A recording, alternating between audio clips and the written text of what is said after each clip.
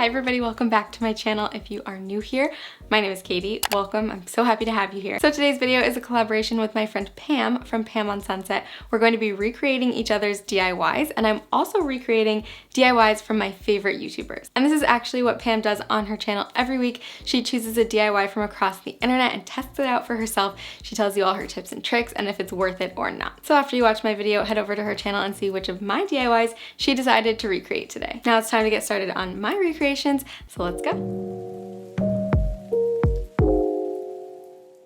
The first DIY comes to us from my friend Hermione, and I just did a collaboration with her a few weeks ago, so I'm really excited to try out one of her DIYs. Now in Hermione's video, she took a thrifted mirror and some cord to create a braided pattern all around it, and it was really simple but really pretty. So I have a bunch of these Ikea Lots mirrors, so this is also kind of a little bit of an Ikea hack. So these are just square mirrors, but you could really use any type of mirror that you have. You can thrift one or get one at the craft store. I'm also using some 3mm macrame cord, and I just cut 2 long pieces and glued them to one corner of my mirror. If you're doing a round mirror, just pick any spot to start. So we're gonna have 3 sections of 2 cords each, so you'll have 6 cords all together, and I just glued the first 2 down, then the next 2, and then the next 2 after that. So now I've got 6 cords stacked on top of each other. And we're not doing any fancy macrame knots here, we're just doing a basic braid. So each of the 2 cords is going to act as one strand essentially. So you'll have 3 sections and you're just going to braid them as if you're braiding your hair.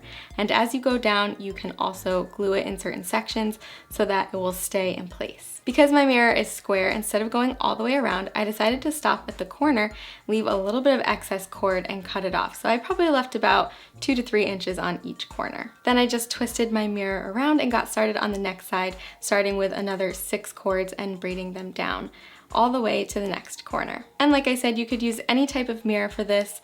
Hermione used a round mirror, and you could use any type of cord or rope or anything that you have lying around. Make sure to keep gluing it down in sections as you go. This will make it a lot easier so that it doesn't slide around, and you'll know that you're keeping it all even. So once I got to the last corner and glued it down, I kind of had wished that I tied a knot in each corner, so that's an optional step if you do use a square mirror. And then what I decided to do was go in with this little like old eyebrow pencil comb thing, and I just brushed through the macrame cord.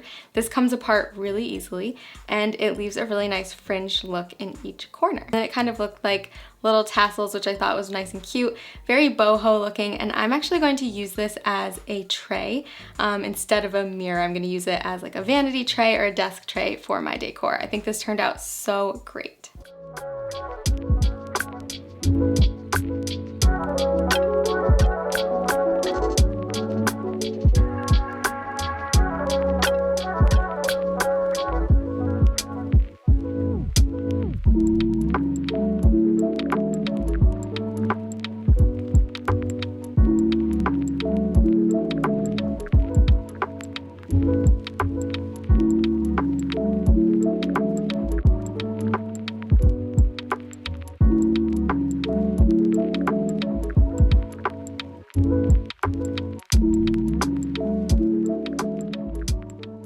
This next DIY is one that Pam did on her channel, and I will leave her video linked down below as well as the original inspiration. So what it is basically a really cute way to display twinkle lights. So what you'll need is a mason jar or a jar of any kind, preferably with a lid, and then some little fairy lights or twinkle lights. So the original DIY had letter stickers that spelled out Happy Fall on the outside of the jar, but I wanted to use this year round and I decided to paint it instead. So I created a vinyl stencil with my Cricut. I thought this rainbow pattern was really cute and kind of boho, so I decided to do that. And then I wanted to test out this new paint I just got, which is a terracotta paint with a matte finish. I was so excited about the color of it. It looks amazing. The coverage is really good. So I just painted 2 to 3 coats on to my stencil on the jar, and it dries pretty quickly, so I was able to do this every like 20 minutes or so. I was able to put on another coat. If you do paint, make sure that you're taking your time with this so that you get full coverage, and make sure that you get in all the little cracks and crevices of the stencil so that you'll have some nice clean lines when you peel it off. While that was drying, I decided to also paint the lid of the mason jar just to give it a more cohesive look.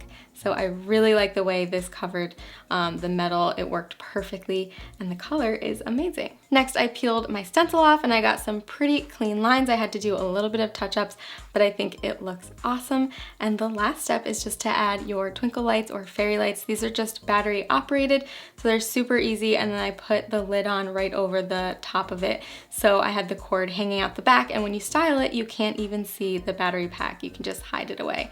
I think this is so fun. Looks a little magical, perfect for this time of year in the fall and holidays.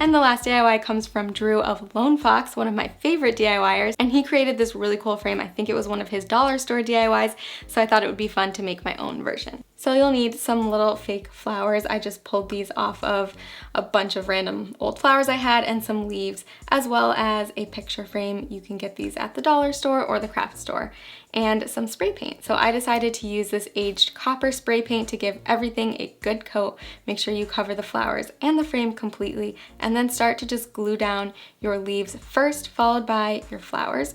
And I did exactly what Drew did. He just glued them into the corner of the frame so that you can use it either vertically or horizontally. And I think this looks really, really pretty. And I just switched out one of my little leaf things that I had in the frame before with some wheat, which will be perfect for fall. And I think this looks so cool.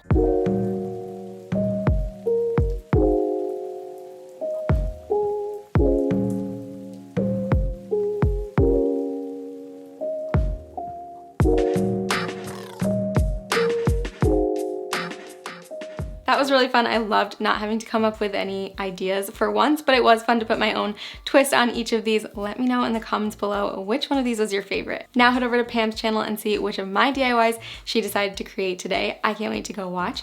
Make sure you're subscribed to my channel if you want to see more of my videos, and I'll see you in the next one.